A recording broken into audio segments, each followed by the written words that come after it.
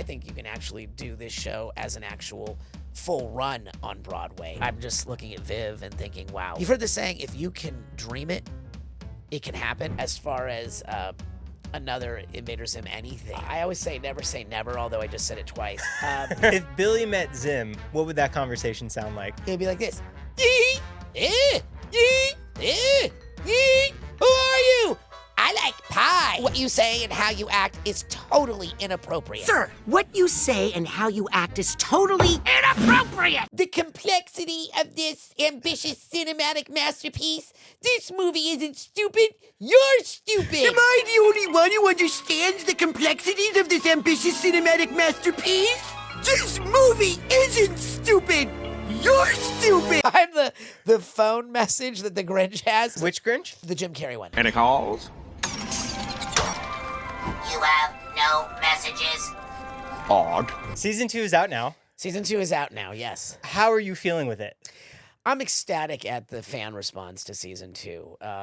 I knew it was going to be a great season when we were recording it, and probably you've spoken to Sam Haft and a bunch of other people that told you that when we have to think back on season 2, we finished it a long time ago, recording it, you know? Right when season 1 came out. Yes. Season 2, we had already finished recording, so I have to go back into the lexicon of recordings to... That timeline back then. Yeah, because we've already...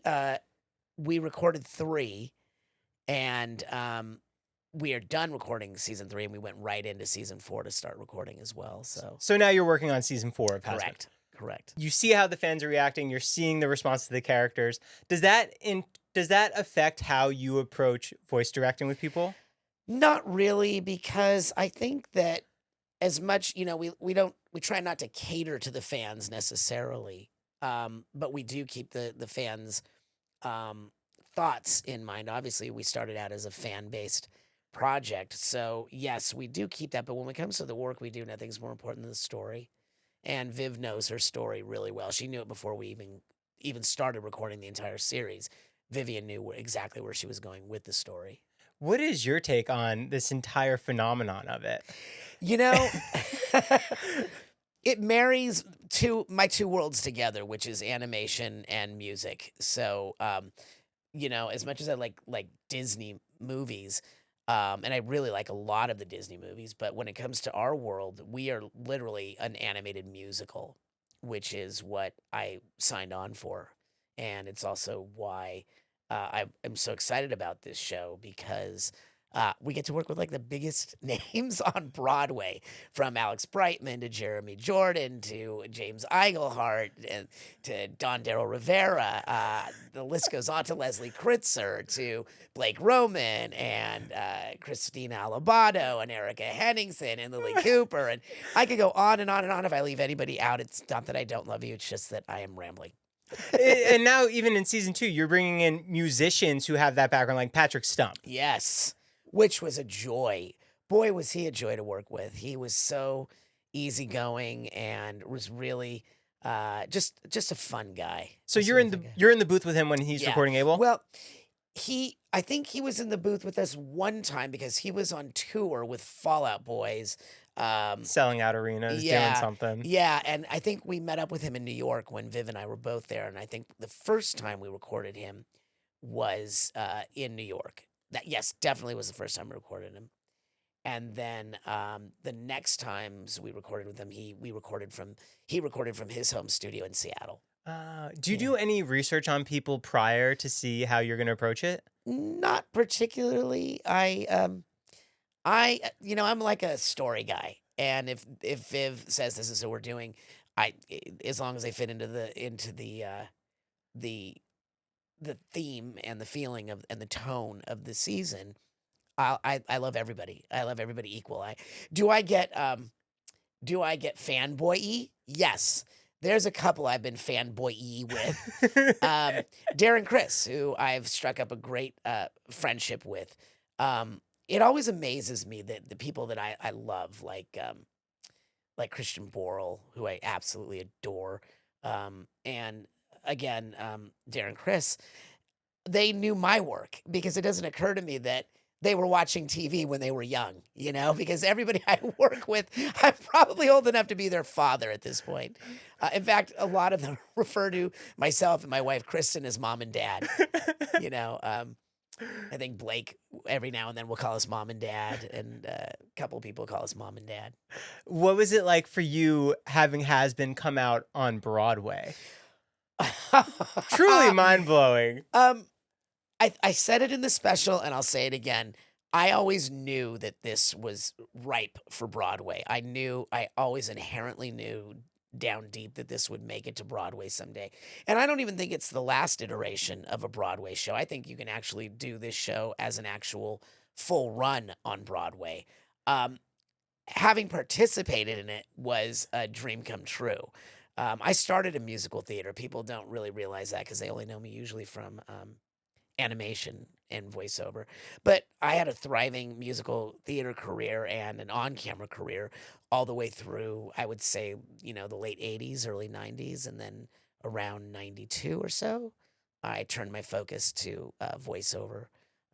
And that just seemed to be a godsend because it was just like on my on-camera career, people kept saying he doesn't sound like he looks. He doesn't sound like he looks. What does that mean, though? It means that my voice was funny. They expect probably maybe a deeper sound to come out of me. So I would be passed over for the second guy. I always say the second guy. Right. Because I was the first in my mind. But no, not necessarily. But that was what they kept saying was like, he doesn't sound like he looks. He doesn't sound like he looks. They were expecting more of a Springsteen sound or something, So I went to voice training classes, so I learned to talk like Billy's dad from Billy and Mandy. Hey, Billy, so I was walking around talking like this, and I would go on auditions talking like this, and it just wasn't me. It just wasn't me. And it was my mom, rest her soul, who said, have you ever thought about voiceover? She didn't know anything about voiceover. I didn't know anything about voiceover. She wasn't, a Hollywood mom. She wasn't part of the industry. No. Other than when I was a kid, she used to drive me to my auditions and be on the set with me when I would do commercials and stuff because I started young. I started when I was 10. But she was never she was never a stage mom, ever. But so I just went over to my agent at the time that shared an office with a voiceover agent, and I said, hey, I'd like to be in voiceover. And they said, okay, go make a demo. And back then it was a reel-to-reel demo. And I did, and my first month with this agent, I booked 3 radio spots. And I thought, oh, well, now I've made it. Now I can pay my bills. That was the last time I worked that year, was in like January, and I had to go. It took me 5 years to break into animation, but once I did, I never looked back. That was just like where I wanted to be. When you say break into animation, is that now that you have enough contacts where you're kind of on the top of people's minds? Well, anyone who knows me knows that I'm not a believer of it's just not done, or people that go, well, they say you shouldn't, or they, and I always go, well, who's the they that you're referring to? Who's the they that is making the rules? Because I don't believe in them. So when I got into animation, at the time, I was told there were only like 10 people doing all of voiceover animation. And so unless you did 100 different voices, don't even think about animation. Well, I don't do 100 different voices. In fact, anyone who knows my work knows that you can always tell it's me in my shows because I have a very distinctive voice. But I didn't believe that there were only 10 actors doing everything. What I came to realize was that there were only like 2 or 3 casting directors casting everything. So that means that if you're at Hanna-Barbera and you've got Charlie Adler or you've got June Foray or Frank Welker in the morning for a session, for a 4-hour session, and you have a session in the afternoon, I'll just put them on both shows. I don't have to double cast. I know they can do it. So that's what I came to believe, and that it also coincided with the advent of cable and streaming, with cable mostly, because that's where most of my work was, the cable shows of the late 90s, early 2000s. Real quick, guys, today's episode is brought to you by Aonic Complete. It's daily essential nutrition in one beautiful on-the-go design. Fill in those nutrition gaps with Aonic Complete. The reason why I love Aonic Complete is because they put all the great tasting vitamins in the liquid format. This means that everything is 100% naturally flavored. There's no sweeteners, no colors. Everything else is in the 3 soft gels and 1 capsule, delivering 34 essential nutrients at clinically effective dosages to support overall well-being, immunity, and all-day performance. I personally love Aonic Complete because it covers the 4 cornerstones of supplementation to support the whole body health. Number 1, multivitamins and minerals. Number 2, pre, pro, and postbiotics. Number 3, omega-3. And number 4, superfoods and greens. It has daily immune support to help fight off colds, which is essential to this time of year. This really is my all-in-one supplement. It helps me stay focused and energetic through my workouts, my hikes, my boxing classes. I love that there is a his and a hers. Aonic Complete has limited spots for subscription, so go subscribe now while you can. Use my code Joe and you can get 25% off. Use my code at checkout or click the link down below to get the 25% off. So give your body what it deserves. Check out Aonic, and now back to the podcast. What was the first big break in your mind? Well, a lot of people think it was Power Rangers, but I don't think that was my first big break, because to me that was just basically my first like real dubbing job, because I just had to talk when Alpha's lights were moving. But my very first very big break was probably the Angry Beavers, because it was my first full-time series that was all mine. Starring role. Yeah, exactly. Now, I might have mentioned this last time we spoke, but there was a show called The Legend of Prince Valiant, and everybody and their brother was on that show. And I was cast in my first animation gig, and this was it, my first one. My agent said, "You got your first animated gig." And so I won't say who the voice director was, but he did not have a great reputation. But I played a ship's mate in, it's something like, "The decks have been swabbed, Captain." And everyone laughed. Everyone laughed. And I thought to myself, wow, I'm really good at this. I'm like the ugly duckling coming home to roost. And then the director comes on the talkback and he goes, "I didn't realize we hired Woody Allen to play a ship's mate." And I was mortified. I was embarrassed. I was like, and from that moment on in my head, I went, okay, I'll just show you how good I'm going to be at this. So it was kind of a I'll show you thing that launched me into really wanting to do more animation. And then is that also a lesson too of how not to approach for vocal directing? I had no idea I would ever go into voice directing. What happened was I had been a coach for years, and I had coached like a lot of very successful voiceover actors that today.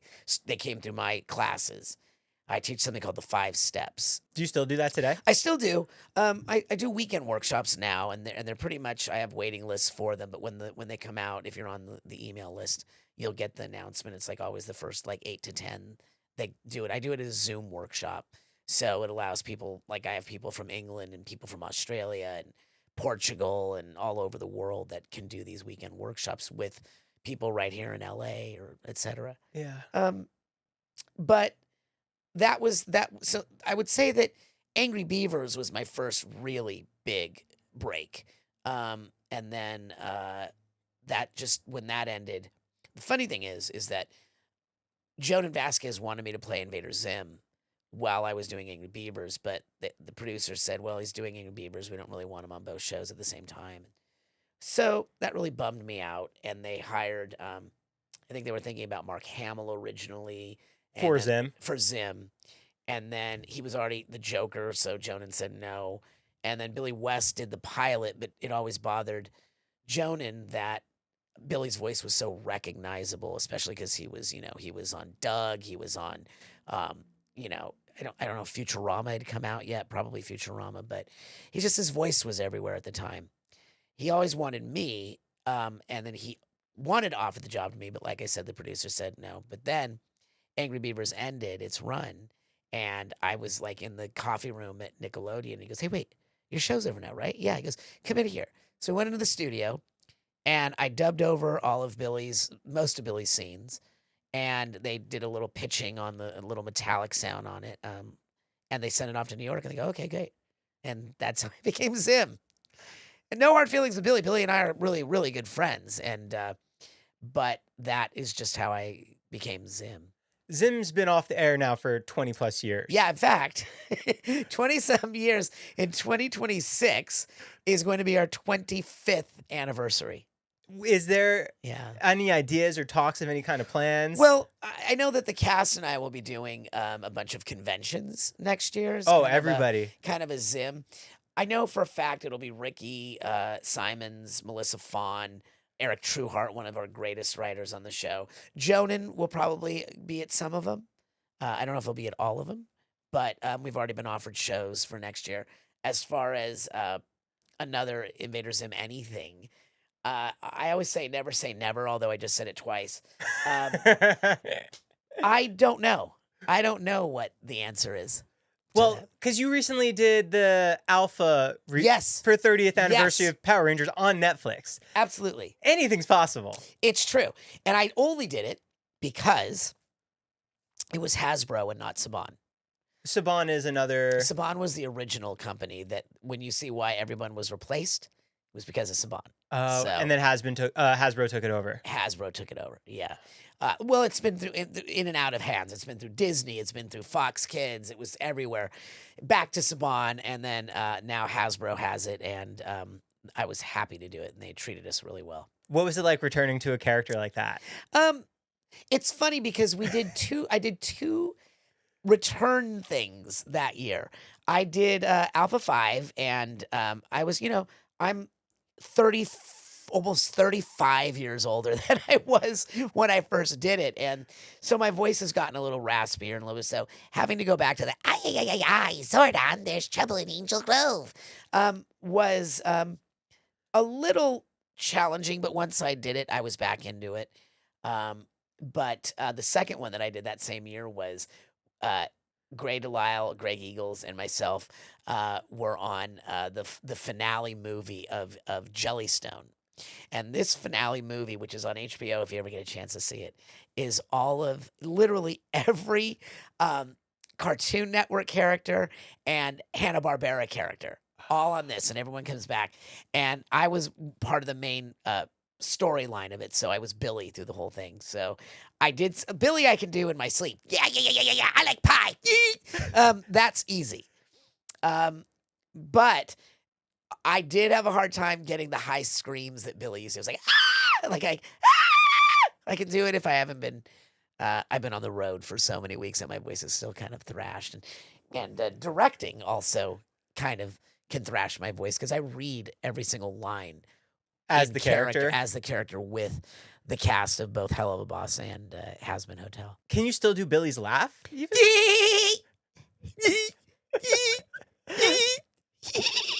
Is there any character in Hazbin's lineup that hurts your voice after doing it for a while that's just a hard range or hard to get to? Blake Roman has a very interesting range. He's Charlie. He's kind of higher pitched, and he does this kind of New York thing, which is high because mine always comes out sounding more like Joe Pesci than Angel Dust. But none of them are really hard. The one I have the most fun with is like Kimiko's Nifty is very similar sound wise to the sounds that Daggett from the Angry Beaver made, which is like Spooty Beaver. Very much Nifty does that. Serpentious, yes, Miss Bolton. I like to do my cherry bomb. Although recently I got lambasted online because we were at a convention where we had to do rank characters in order of your favorite, most favorite to least favorite. And for some reason, the character it goes fast. So the character design of Cherry Bomb and Vaggie is similar. And so I actually called Cherry Bomb Vaggie. So I said Vaggie twice instead of Cherry Bomb. And people are like, he doesn't even know it's Cherry Bomb. I was like, yeah, so apologize to everyone. I do watch the show. What was your reaction to season 2? As far as the actual animation, everything about it was epic. First time you're seeing it. Epic. Amazing. The songs kicked ass. That Sam and Andrew blew it away. add the singers, like add, the voices of the V's, all of them. Amazing. Big V season. It's a big V season. So, I mean, Christian Borle, who I absolutely adore, like I said, and Joelle is Valentino and Lily Cooper. Just amazing. Their songs are amazing. Daphne Rubin Vega's voice just knocks me. I've recently been doing my Daphne voice for reading with the actors. So, I love Daphne. I do a lot of conventions with her. I just love them all. There's no one I don't love on that show. How's it reuniting with Brandon Rogers? Brandon likes to be punched, so I give him that quite a bit. I love Brandon. I would go to the ends of the earth with Brandon. I've done a couple of his shorts. Recently we did Wicked 3, Witch Please. Have you seen it? Yeah. Yeah. Did you recognize me? Yeah. I was a munchkin. I was all the munchkins. You are. I was supposed to be the scarecrow. But that was fun. I just love Brandon. He's like he's just a special guy. He just really is. What was it like working with Jessica Vosk? Oh God. How about that rise to that song Gravity is like zipped to #1, not only just on our charts, but also on like pop charts. It's amazing. Jessica has one of the best voices on Broadway. She I don't know if you've seen Hell's Kitchen, but she's in Hell's Kitchen. She just is like a rock star. She's just got that. She can belt a song and have she can be belting and gentle all at once. I'm just blown away by her. Are you in the booth for the songs as well? I'm listening at all times. My job is I stay out of it, but sometimes if I hear that they've come out of character voice wise, I'll say to Sam, we might want to do a pass because it sounds like it's out of character. Right. But rarely do I have to do that, but I'm always listening. But Sam and Andrew and Viv, they have it down to a science. So it's I always feel like maybe I'm stepping on toes, but everyone's very collaborative. So if I say that, Sam will go, absolutely. I love seeing the interviews where you and Viv share that you're finishing each other's sandwiches, Yes. sentences. Yes. And sandwiches. I don't know. Nice. We both Nice. Nice. Yeah, Viv and I sit right next to each other. I just am so proud. Like I get teary-eyed when I think about this. We were in New York, and I'm just looking at Viv and thinking, wow, you've heard the saying, if you can dream it, it can happen. That's Viv. If you can see it, it can happen. And she dreamed it. And Viv and I, at the end of the day, are both just theater kids. We're just theater kids. I was a theater kid all through high school. I was wanted to be the jock, but my life took me to theater because I loved musical theater, even since I was a little kid.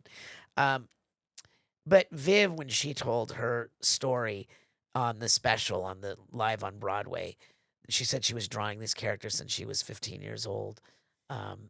15 years old just like made me cry then, made me cry watching it. And when we were standing side by side on the Majestic Theater stage, I went, wow, this person is just like insanely talented. Doesn't even begin to describe Viv. Insanely talented, insanely generous, and just one of a kind. There's no one like Vivian. Do you remember when she first approached you? I do. Is it vivid in your mind? It's vivid. The whole thing is vivid in my mind. I didn't know anything about her YouTube following. I didn't know. I wasn't I wasn't a YouTube subscriber to anything. YouTube is something I used to figure out how to fix my dishwasher. That's pretty much all I knew YouTube for. So a friend of ours, we had a mutual friend, Maxwell Adams, who created Billy and Mandy, said, "Hey, there's this woman named Vivian Medrano. She's really talented. She's got a huge online following. She's an animator. She's interested in you for a role." And I said, "Great," and gave him my agency info, and she went to my agent, did everything really professionally, and she said, "Yeah, we'll definitely do it union, and we'll whatever you want." And then I did the pilot, and I didn't know what to expect about a YouTube series. Um, to me, like I said about YouTube, was just people playing on their sketching drawings and calling it an animated series. But when she explained the vision to me, it was amazing. And then the first record session was amazing. That's when I met Brandon, and I met Vivian for the first time in person, I think. Were you and Brandon recording at the same time? Yeah. Yeah, if you look at the anniversary of the pilot, we're there, Brandon, myself, Vivian, Erica Limbeck is there. And that was before Vivian Williams joined the cast. And so we were all there recording together. And so then Vivian also took my voice acting class, my workshop. And it was great. We had a great time. And then when we were going to go to series with it. That's when I asked her if I could voice direct, and she said, yes, absolutely. So, and I've been voice directing with her since. I did that. I do Hazbin. I did the Homestuck pilot. I did for them as well. So, yeah, I'm just very fortunate to be part of the Spindle Horse company. A story like Vivian's is so rare in Hollywood. Yeah. It's really rare because it takes a certain kind of person to stick to a vision and follow through with it. And a lot of times we'll do a panel, and it's always always is a trigger for me because people go, well, is there even room at the top for indie animation anymore? Because people like you and Vox Machina, you guys are all taking up the indie animation world. There's no room at the top. There's no room at the top. And I'll be like, well, maybe it's because you're more concerned with getting to the top than actually making something that you enjoy just for the sake of enjoying it. Everyone that goes into this business with an idea of wanting to get to the top will always feel that they're never at the top. I'll tell you that, first of all, because there's always something else coming along. Were you ever like that? No. I mean, I have a saying. You're either an impressor or an expressor. An impressor or an expressor. It was a Sean Penn statement that was taught to me by my mentor, Diana Castle, who was someone who changed my life as an acting mentor. She was I owe so much to her.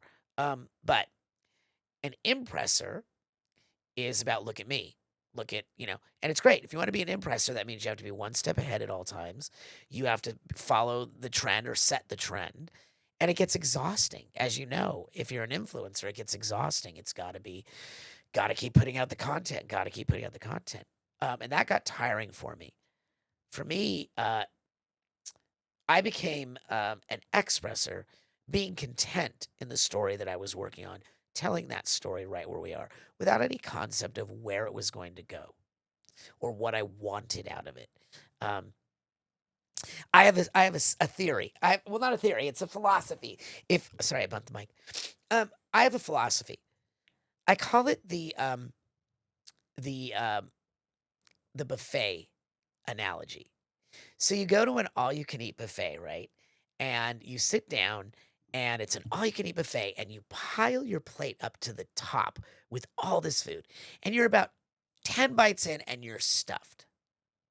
And then someone comes up to you and says, hey, they've got lobster tails over there. And you go, what? I didn't get the lobster tails, and I'm already full. I'm not fully partaking in everything I can in this buffet. I'm not getting everything I can out of it. Well, that's how a lot of people pursue their career. They go to a party, and if they don't meet someone that can introduce them to someone or get them an agent or get them to the next step, it's a failure. So what you end up doing is missing your life as it's happening. You're missing the little experiences that add up to everything. You asked, did I ever feel that way? It's like, yeah, when I was a kid, I thought I was going to have an Academy Award, a hit television series. I was going to be, a multimillionaire, because back then $1 million was a lot of money. Now today, it's like $1 million is like, sounds like a lot of money, but then you realize there's a lot of millionaires out there. Now we're talking about billionaires, right? I wanted all that. And so I hit the ground running. I started as a kid. Then I dropped out of UCLA to do my own series for 105 episodes. And then I went into teen films in the 80s. Most notably was a movie called Summer School with Mark Harmon. And so at that time, yeah, I was the impressor guy. What's the next thing to get me fame? And then it stopped. And then I hit a wall because I didn't look like I sounded. And I didn't want to play the nerd anymore. Not realizing that I was just creating a character that I too was making fun of. I was just, slicking my hair down and wearing a bow tie and hiking up my pants to act like the nerd. So of course I didn't want to be seen as that. It wasn't until I started humanizing the people I was playing, going, well, wait a minute. People who are considered nerds don't usually think of themselves as nerds. And this is, back when I had this realization and taught to me by Diana Castle. It was prior to like Silicon Valley and where we all let our, nerd flags fly freely these days. I didn't want to be seen that way. And so Diana said to me, you've created something that you too are making fun of. You're laughing at yourself. So of course you're not happy with that. As opposed to thinking of you're someone who feels socially awkward, who doesn't feel, comfortable hanging out at meat markets or parties. They'd rather stay at home with friends, feeling safe, feeling not judged. And as soon as she said that, she followed it up with, stop thinking as an actor and start thinking as a human being again. And that's all she had to say for me to shift my perception and embark on a 5-year journey with her to going from being an impressor to becoming an expressor. Hearing you explain that is something that I've always thought about, but can never put into words as to those two different kinds of people. Yeah. And there's moments where on this podcast, I feel like really shine. And that is something that I'm going to be taking away. Yeah. Because that's how you find that self-fulfillment and self-happiness. Yeah. Yeah, because, I was going to have all these things. And like I said, the buffet analogy that's what I always did. I was only doing plays to get seen by casting directors, to get the next agent or whatever. And it's not fair to the story that you're playing in. Because when everything is said and done, the total definition of what we do as an actor is to play pretend and play pretend fully. But we spend so much time auditioning for jobs that we begin to think that our job is to book the job. So everything is about practicing the secondary reality of booking the job because of everything that it would mean. It would mean a new car, a new agent, a new, residuals, whatever it is, right? But the fun comes out of playing pretend in the story and how committed you are to having fun playing in the make-believe world. Because if you build it, they will come. Those things resonate with all of us, those sayings like, just do it. If you build it, they will come. Think different. Because they're simple, but they're deep. And that's what stories are that we tell are. There are some simple jokes in our shows, but they're a lot deeper. Brandon is really good at that. Sometimes Brandon stumbles into a deep thing without even seeing it coming because Brandon's mind goes like 152 miles an hour. But then we get to that one line. It's like, oh, shit. It stops him in his tracks, and it's a great moment. I love that when he has that self-realization. Yeah. Oh, that's good. Yeah. He's become such a great actor, not just a voice actor, but a great actor as well. I wish that people would give him more opportunities to actually do more on-camera stuff and things other than his own things, because he often just gets put in this influencer category, but he's not. He's an actor. He's a comedian. He's brilliant. He's got a brilliant mind, and I just think that sometimes we label people as influencers or something, and it diminishes their talent. Brandon was one of my first friends when I moved to LA. Yeah, he didn't live far from here either. No. Yeah. And we've been friends ever since. We're coming up on 9-10 years. I think that's why I'm on your show, is because Brandon asked me to do this also. Yeah. Brandon's a great guy. For someone that's like later in my career, because I was going to take my pension at one point, because I've made it through. I'm good. I've got a good pension, it wasn't until Viv came along and said, well, you're not done yet. Hold on. And I've like had a whole new career. It's like my friend said, you're like Rodney Dangerfield, who didn't hit it big till he was 50. Now suddenly I've got this thing that kind of makes up for everything I wish we had gotten out of Invader Zim, to be honest with you, because Zim had such potential. And it's always considered a cult classic. And so I have a friend and I that when everything that I've been in has been considered a cult classic, we always say that's just a euphemism for not commercially successful. Yeah. Is there a reason you can attribute Invader Zim to being so popular in pop culture 20 years after the fact that it's been done? I've done a lot of shows where they've been ahead of their time. Angry Beavers was the first one that was way ahead of its time. The writing, the comedy was ahead of its time. The fact that we were allowed to overlap each other. Invader Zim was also ahead of its time. It tread the waters very carefully with the things we did, like with Dark Harvest and all those. But there's just every now and then I'm lucky that I've had great success with things where lightning is struck more than once. Invader Zim, Helluva Boss and Hazbin Hotel, the Power Rangers, which I don't really count as much as it because that was just that was at a time where not that I don't love everybody from that show, but these are ones that have a lot of me in them. Invader Zim was a perfect combination of youthful exuberance because we were all young and at the top of our game, amazing writing, amazing art, and a leader in Jonah Vasquez that was just had this amazing mind. I mean, the greatest creators I've worked with, Mitch Shower, Maxwell Adams, Vivian Medrano, Jonah Vasquez, Tim Schafer from Double Fine Productions, they have something very much in common, and that is they know where they're going. They see their vision. A lot of times we don't see where we're going, and we get frustrated with that, and we give up. But I've learned to not give up, just to stay there, stay in the game, keep showing up, and be content with your life as it is right now. When you first approached Zim, did the way of how you handled him evolve as the season went on?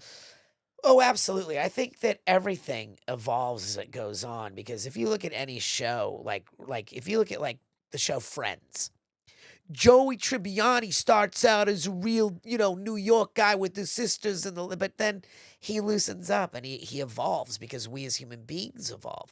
So, we are pretending to be other human beings. So just like we evolve and change, and we never fully finish changing and learning and growing, so is the case with the characters we create. Like Billy and Mandy started out just very, Oh, hi, Mandy. Today's Mr. Snuggles' birthday. but by the end of that series, Billy was like, Yeah. I like pie. Yeah. destroy us all. Hey, Graham, what do you do? It's like, oh my God, it's like, doom. So that one definitely evolved in a fun way because I had a lot of freedom on that show. I had a lot of freedom to improvise, to write for the show, and to just, have fun, which is like everything that I preach. It's like it's about fun. For me, I have two rules when it comes to work. When it comes to, number one, I have to be able to have fun. And number two, I can't resent the money. So you may have all the money in the world, but I don't like your project. I don't like, I don't like something about it. It's not for me. Whatever my reasons are, my reasons, I'll say thank you, but no thank you. But likewise, you may not have a lot of money, but I really believe in your vision. I believe in your story. I believe that this could be fun, and then I'll play. And you take that on. Absolutely. How did you first approach Billy's voice? Did you know where that was going to be? Yeah, actually I did. Billy was easy for me. It was like, Oh, hi, Mandy. Yeah. so I was like, I was already like kid voice sounding naturally. So I just kind of pinched it a little bit and had a little bit more of a speech impediment with Billy, But Billy to me was always like a puppy dog. It was like, Ooh, what's that? Yeah. that's where yeah comes from. Yeah. What's that? Ooh, what's that? Yeah. That's like a dog. He's like a puppy. So that was always easy for me. Zim, you asked me about. I thought that Jonah originally wanted me for Dib because I thought that was more like the characters that I would play. But he was like, no, I want you for Zim. And so I was anxious going into that because he had a vision. And he would be the first to tell you that I'm not what he imagined. But what I brought to it was something he didn't imagine. And he fell in love with And it. he loved it. There were certain things that were Jonan's. Like, you can see it in a lot of the characters. Like, Jonan was like, it is I Zim. That was him. Zim. And so that was his. Like, I'm making toast, which is Professor Membrane. So he likes that kind of excellent work, me. Right? So there's a lot of Jonan in the thing. Like he has what he wants. And so he'll sometimes say, this is how I hear it. And I'll do my attempt at what he hears it. And he goes, okay, that's not it, but I love it. Let's do that. Right. There was like in Enter the Florpus, there's a line where at the end of the movie where Zim is chasing Dib over the planets, and Zim says, "You're ugly when you lie, Dib," and Dib says, "I'm not lying," and that was where it ended. Then I just said, "Then why are you ugly?" And that made it into the movie because we all busted up at that moment. So that was the best thing. So the best shows that I've ever done, we are having fun 100% of the time. We are laughing. We are not stressed. We fool around to no end, and then when we're recording, that translates into the record. In today's world, you and the Hazbin cast and the Helluva cast, you guys are going to conventions, you're hanging out, you're traveling we're like together. a family. We are a Hellaverse family, for sure. Did that exist for Angry Beavers, Invader Zim, Billy and Mandy? Was there time to hang out? Well, no. Honestly, no. The thing is I always wanted to be more a part of the whole animated experience, the whole animation experience, meaning it's really hard. You're an actor, you come in, you do your lines, you're done, and you're out, you're on to the next job. You wait 9 months for it to come out. Yeah, and you just move on to that, and you go to your next session and everything. I never wanted to be like that. I wanted to be part of the whole family, which is why I'm really close with Maxwell Adams. And Maxwell Adams, I had ideas for scripts, and he said, write them up. So one I did was called The Bad News Ghouls, and then my wife Kristen and I and Carl Greenblatt wrote Keeper of the Reaper, and Carl introduced Fred Fredberger on that one. But that made me feel like I was part of the whole thing. But as far as the cast is concerned, we're all very friends. I see Grey Delisle every other week. I've been seeing Greg Eagles like quite often lately.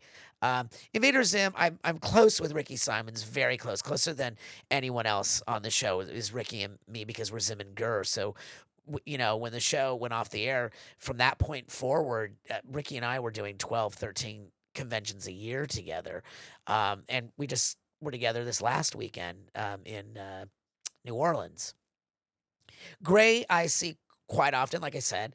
She's supposed to come by here. Yeah, Gray's great. If you can get a hold of her, she's like on the road with her music and her stand-up comedy and everything else she's into. But Angry Beavers, I'm very close with the creators. I'm always close with the creators. But Hazbin and Helluva Boss is a different thing than anything I've ever done because we're dealing with a lot of people who haven't done animation before either. And so we all are kind of like, I had done some voice directing, but I knew how Viv wanted things, and Viv and I are in sync with the way we see things.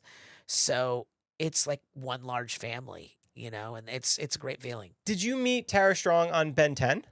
Oh gosh, no. Before that. I've known Tara for let's see, she's 80. I'm just you don't have to cut that. No, Tara, this is one of our running jokes. So Tara had come from Canada, and my voiceover career, I was already doing Angry Beavers at the time. So Tara and I spent an entire day together reading other actors for this other project we were both going to do. And I spent the entire day with Tara. Back there, she was Tara Charendorf.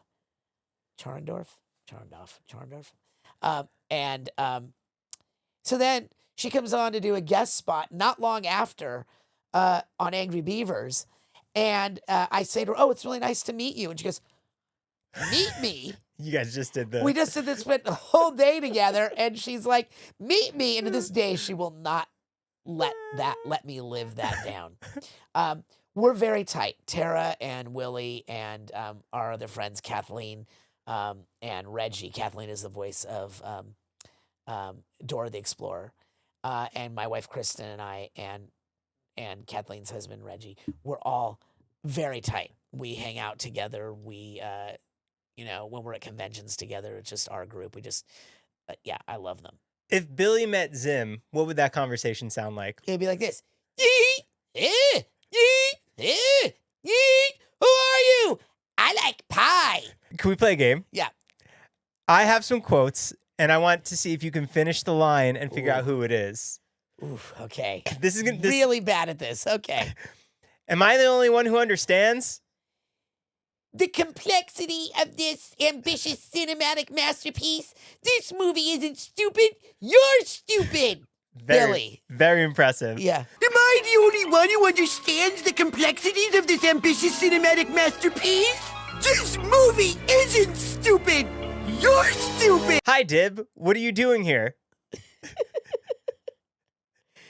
It's a Dib line has to respond, right? I live here. I live here. Is that what Dib says? Uh-huh. And Dib says, you... Yes, I knew that. What does he say? You're going to have to speak up. Oh, my God. Okay, let's do that again. Okay. Hi, Dib. What are you doing here? I live here. You're going to have to speak up.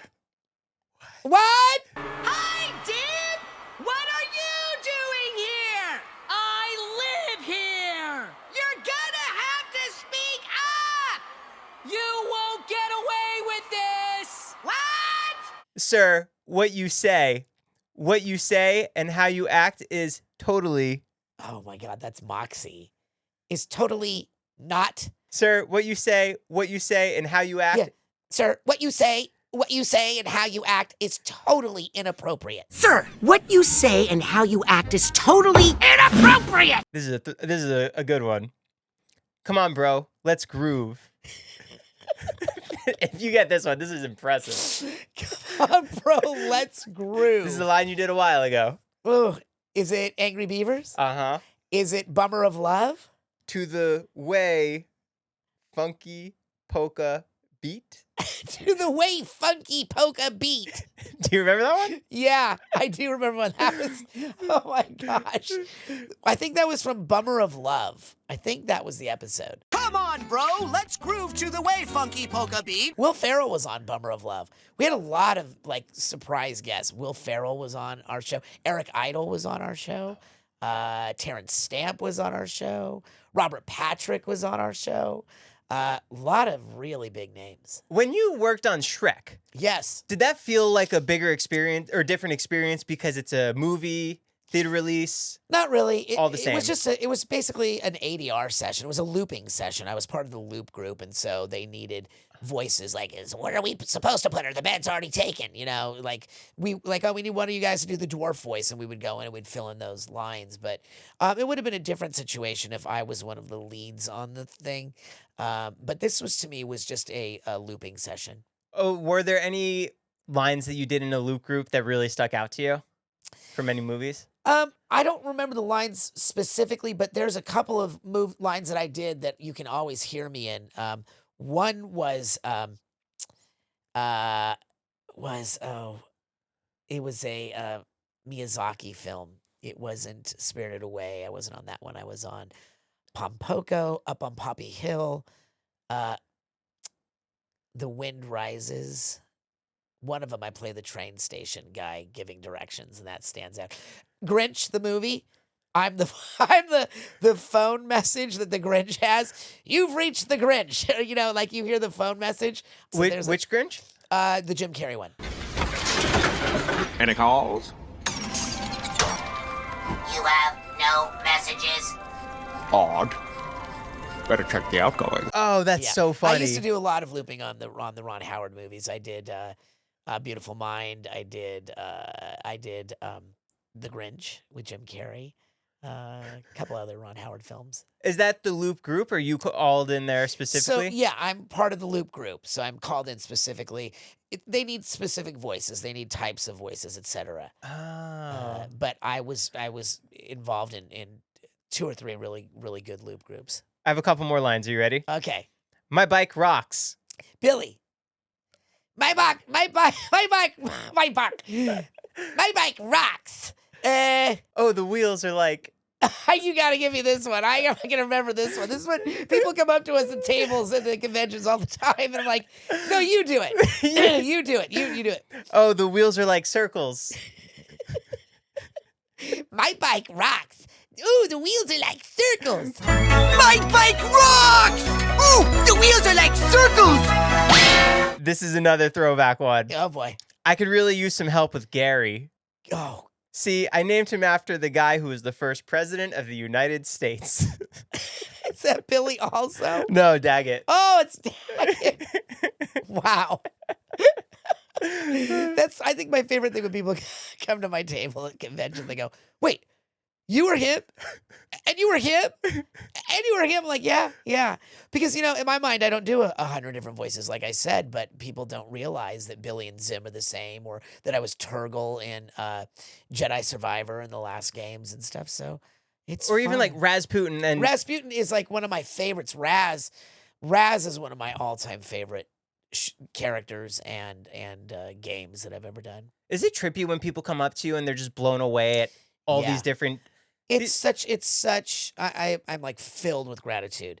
I'm filled with like when people say you were my childhood, it really touches my heart. And when people say how our work has changed their lives, maybe it made them want to be voice actors. Maybe it was they were dealing with medical issues, or they were in battle, because we have a lot of soldiers that come up to us, and you don't realize how far-reaching the things you're doing in a little booth in the dark with your microphone is. So that I'm just like blown away. I'm very grateful. We got a lot of love on the first podcast that we did together. And Yeah. I want people to know that Richard is as awesome as you think he is in this video in real life. Oh, thank you. It's really true. Thank you. What do you think the connection is for people with video game characters? Well, think about this. If it's like a let's say you're a Red Dead Redemption person, or you're a Star Wars person, what you're doing is you're battling as the character. So you're projecting that battle hero thing onto that character. So it becomes meaningful to you because, I remember beating that boss, or I remember that level. I'm like that with Ratchet and Clank. I was in Ratchet and Clank because I was a huge fan of Ratchet and Clank. Oh, and then you got into it. So I was hired to do another game for Insomniac, and I didn't realize that they had done Ratchet and Clank games. I'm like, really? They go, you really play it? I go, oh, I know it. They go, no, you're just saying that. No, I know. I'll tell you. It takes too long to get bolts in the game one. It takes forever. The bouncy ball is useless because it doesn't level up fast enough. Like, wow, you really are. From that point on, I was put in all the Ratchet and Clank games. Oh, wow. So I've played the Zony and Stuart Thurgo, which was like a teenage Billy. I played Pollux. In the remaster of the first game, I played the sales guy that's selling you all the armor and stuff. So, yeah, I just love Ratchet and Clank. My second favorite game was always Jack and Daxter, but I lost it. I didn't care for it after, like, the second game I wasn't crazy about. When playing it? Yeah. First game I loved. The second game, it was too hard to fly the ships that you had to fly to get to the next level, and it was just driving me crazy. What kind of character games do you like? The RPGs? I like platform games. I like the Ratchet and Clanks. I love the story mode. I just think those are great because I can also hear all my friends doing the voices. Can you pick out who's who? Always I can pick out who's who. Are there any Disney legendary voice actors that you're blown away by their talent? Wow. Disney. Tom Hulse, who was the Hunchback of Notre Dame, Quasimodo, is an amazing actor. I've been a fan of his since he was in Animal House, and then he went on to do Amadeus, which is one of my favorite movies.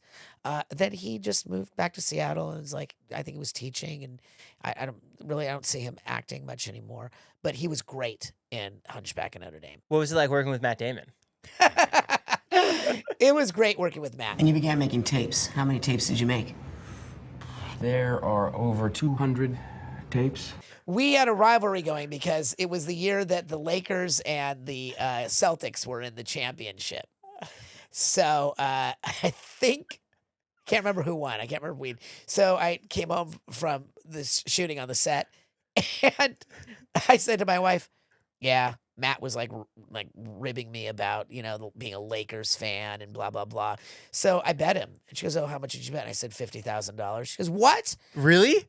That's exactly what she said. I said, "Well, he's Matt Damon." I said, "No, I didn't bet $50,000. Matt could pay that. I probably couldn't pay that." Would you have won though? I can't remember. Oh. I can't remember now. I don't remember who won the series. Let's say you won. Honestly, Matt still owes you 50 yeah, grand. he owed me 50 grand. He was very sweet. We shot that film so quickly.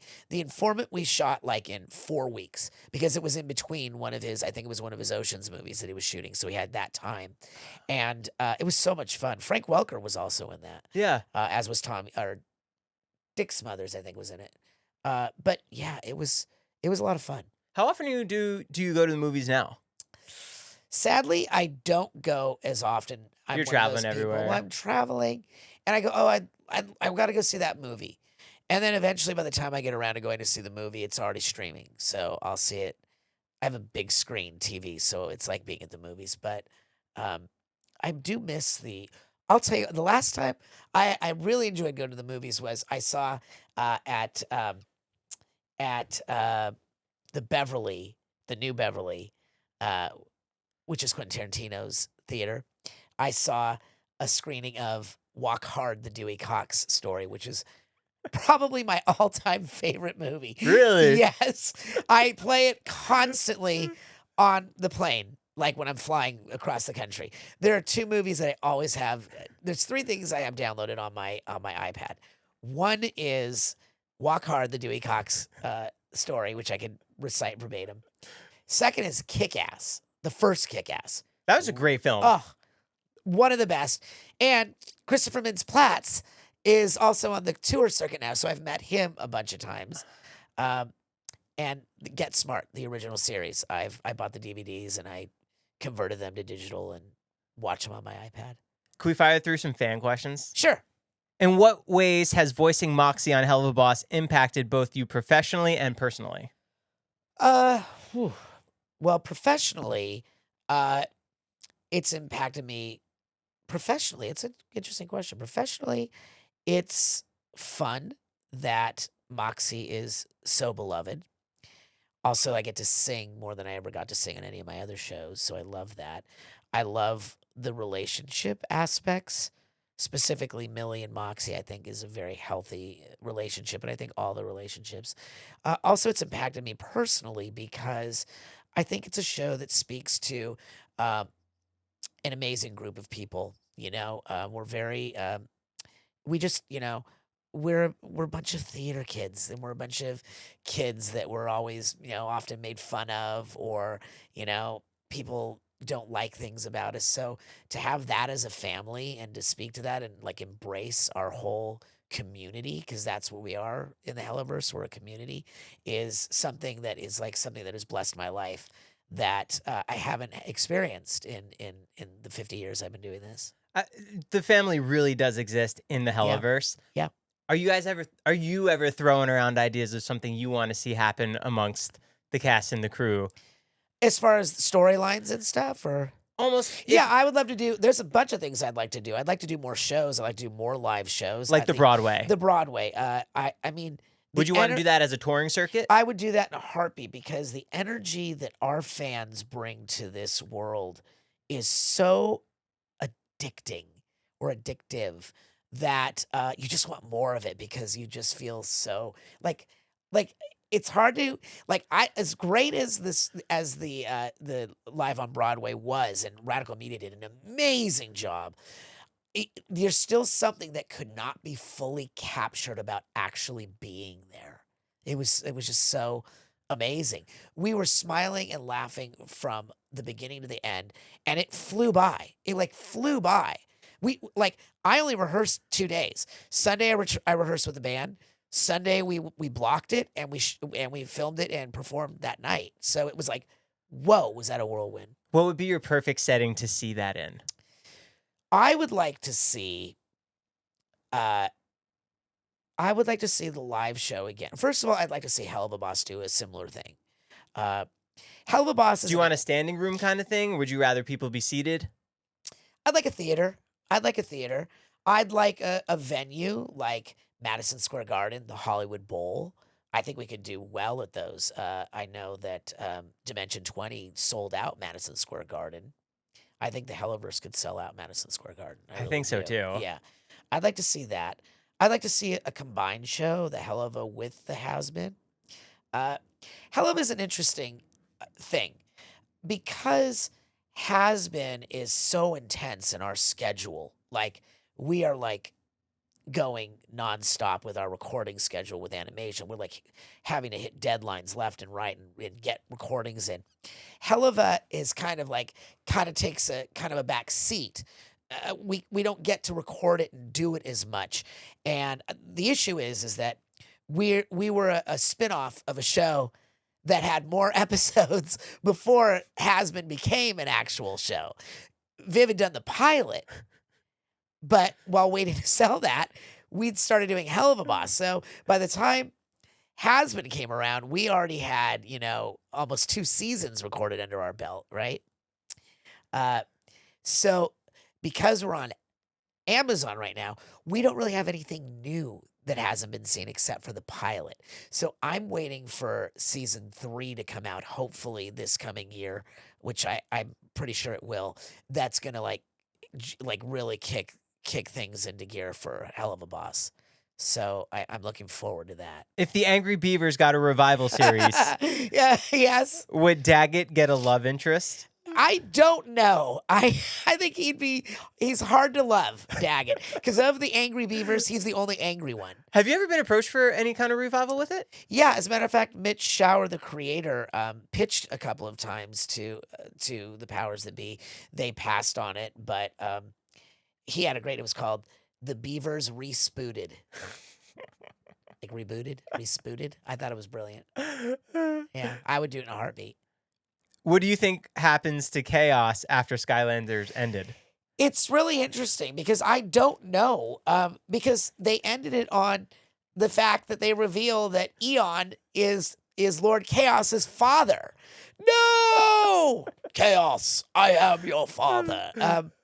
So I don't know what would happen. I would have loved to have seen what happened, but that's what Netflix did. They did 3 seasons, and that was it.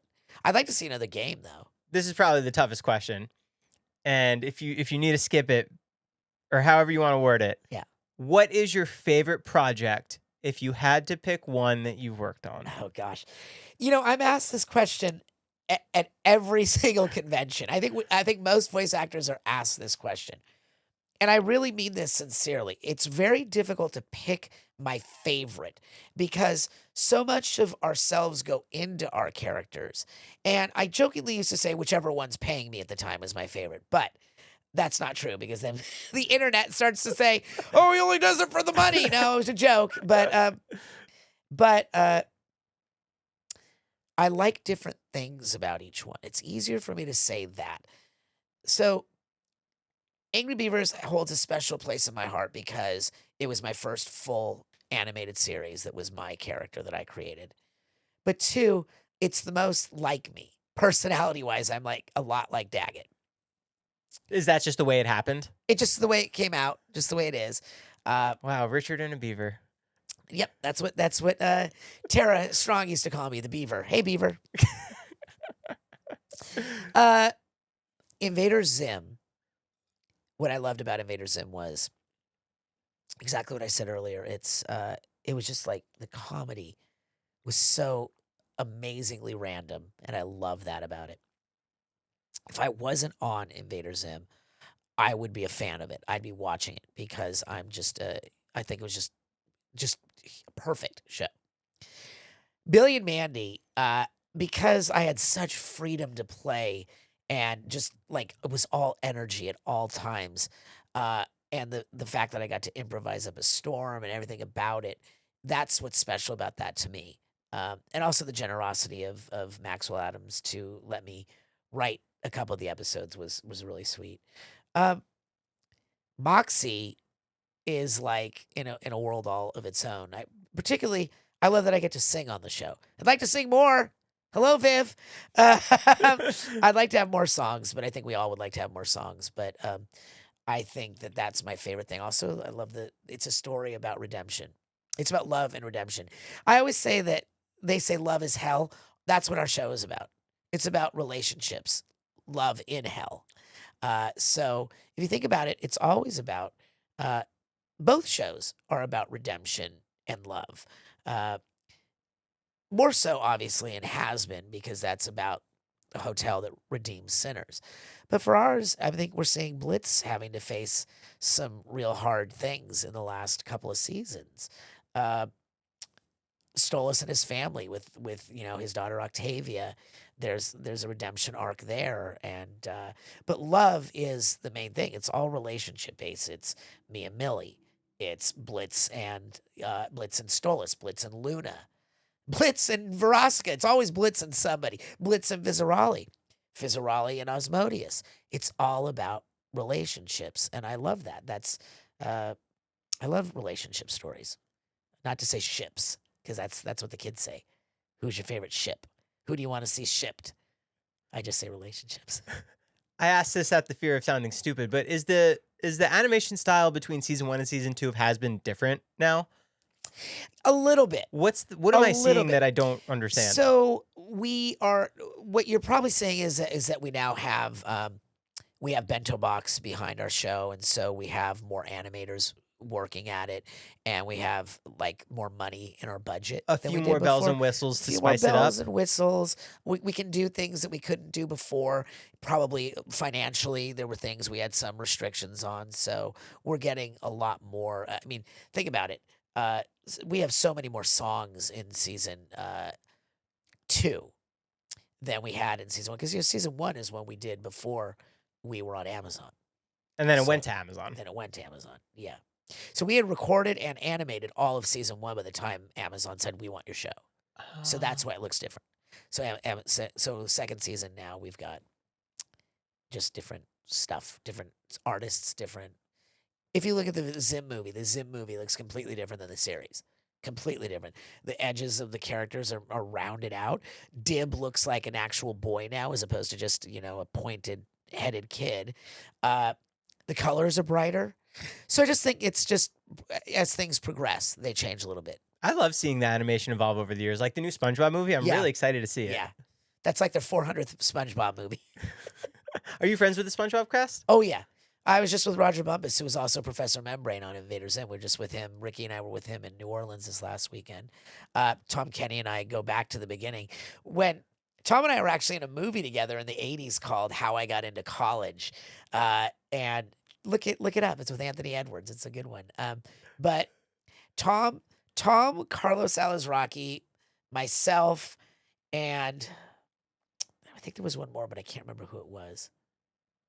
It was the new voices of Nickelodeon. It was back in the early 2000s where they did like a big press junket with us. And that's how we all met. And we've been all close ever since. Are there any Hollywood Nickelodeon moments that stick out to you that were just really fun? Hollywood, like celebrities or? Not necessarily celebrities, but they put you in magazines or on the carpet somewhere doing a press run promoting. Well, those are always fun. I do enjoy the press junkets. I do. Like San Diego Comic-Con is always fun.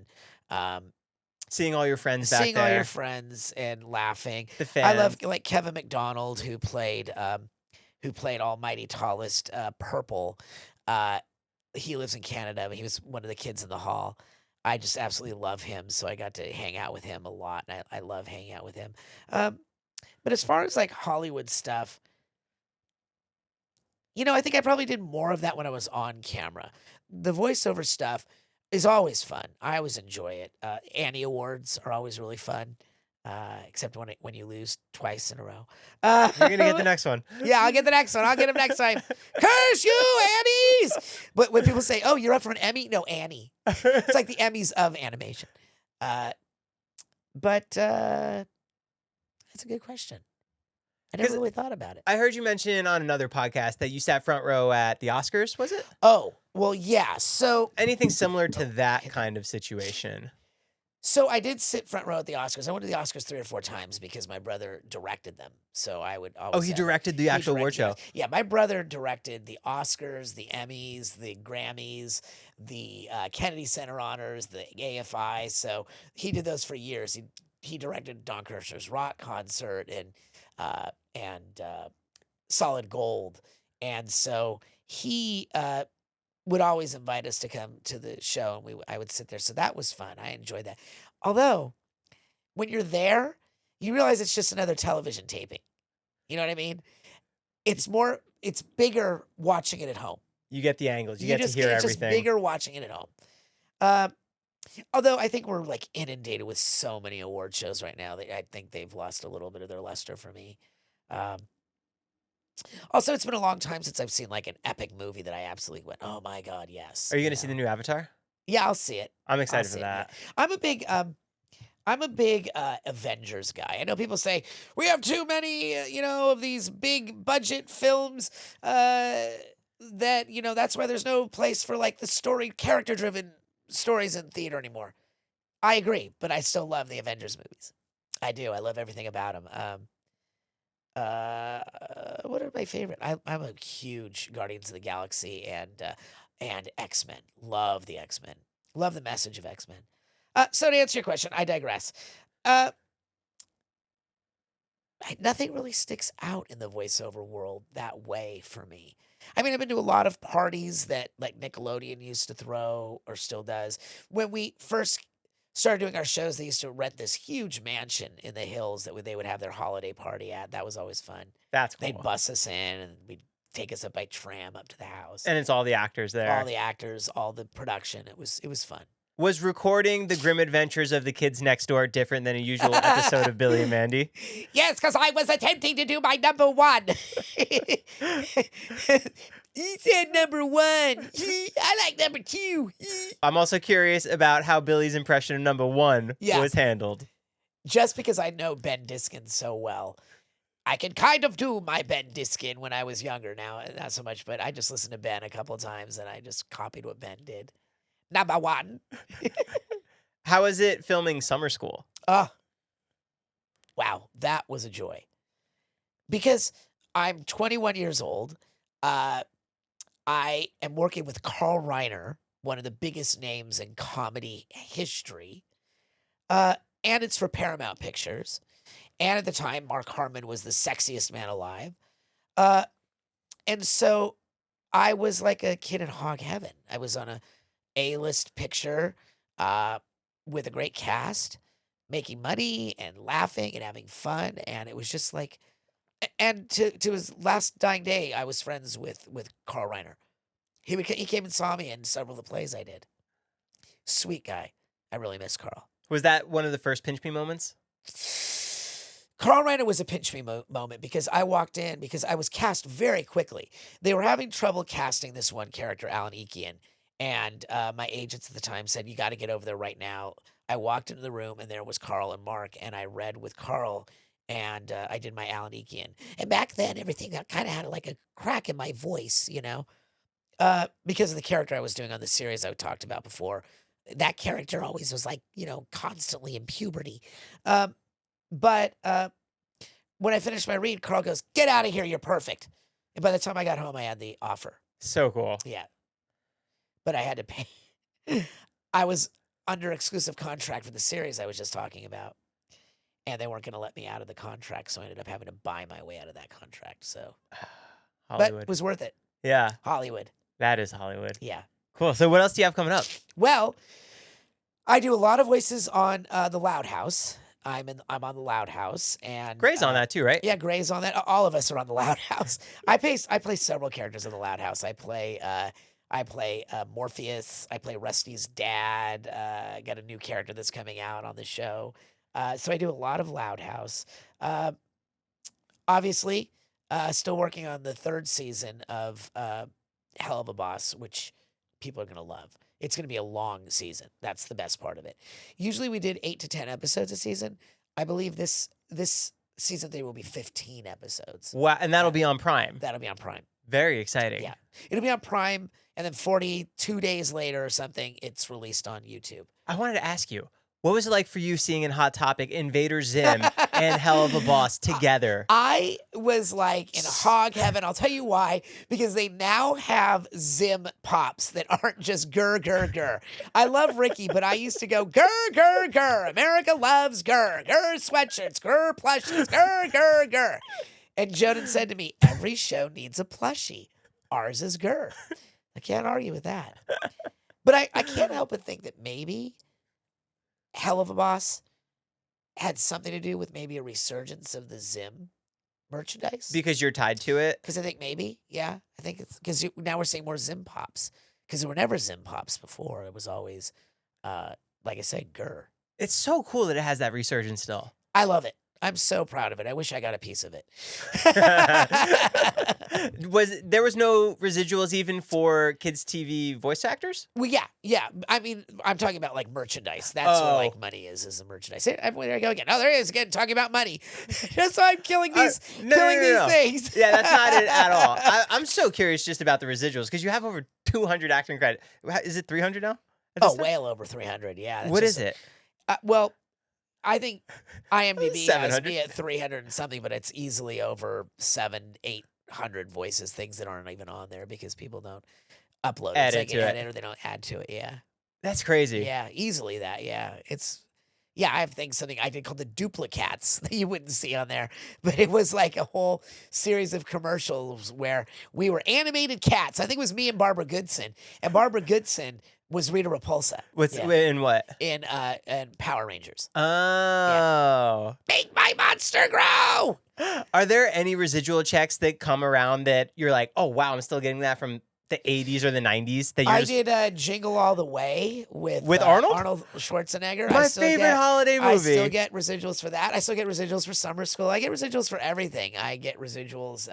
They go down over the years, but I'm not going to complain. Where were you in Jingle All the Way? I was just a voice in the toy store. I was just another ADR looping job that I did. Yeah, so you can hear my voice because it's a very distinctive voice. Do you remember the line? I was in the toy store. It was one of the toy stores because it was like, I don't remember the line. It was so many years ago. Honestly, I'm probably going to watch it tonight. I will send it to you. See if you can find it. Okay. Okay. Yeah, it's a perfect time. Yeah. It's a perfect time of year. It's my favorite time of year. It's so good. Yeah. I'm having Christmas lights put on the house right now as we speak. Oh, amazing. Because I got too old to climb up a ladder myself. What other cons do you have coming up? Wow. Well, this Friday, the day after Thanksgiving, I don't know when this is going to air, but the day after Thanksgiving, I am going to be at Fan Expo San Francisco. And then come January, I do like 5 in a row. And then I'm going to go to England in May to do a convention. And we're already booked. I think we're already up to 15 or 16 conventions next year. Amazing. Yeah, so it's been fun. Well, thank you so much for coming by. Oh, I'm so glad to be here. Thank you, Joe. This has been amazing. It's always fun. Guys, go follow Richard on TikTok, Instagram. Do you post on YouTube? I don't post on the YouTube. You should. I should do something. Vivian is always trying to tell me, you should do a channel. People would love reactions to old compilations of Well, Billy and Mandy. I like that Christina Alabato is doing a reaction video to Helluva Boss. Yeah. Yeah, she's doing great with that. That'd be so cool to hear you just break down how lines are told. Yeah, that'd be fun. I'll try to do that. I don't know how to do it. I'll help you. You heard that, folks. All right, cool. Thanks, guys. Oh, this is what I want to tell you. Yeah. Last time, I forgot. Yes. There's a song that I love with Trippie Redd and MGK, and they still mention Billy and Mandy. Has anyone ever told you that? They say it real quickly, right? Billy and Mandy, yeah. Yeah, there's another one, Invader Zim, when they mention Invader Zim, too. It's during a rap. Oh, really? Yeah, Invader Zim. Like, Google, like, Invader Zim. It's so cool. I love it. I love it. I love that we get into the pop. I love that I've cracked like the pop culture world. You know, I like that. I like that. I hope I leave something behind. That's what I hope. You definitely have, because these things really have transcended so much time. I'm so honored. I'm so grateful for it. So cool. Awesome. Well, thanks, Richard. Thank you. See you guys. Bye, everyone. That was so good. That was fun.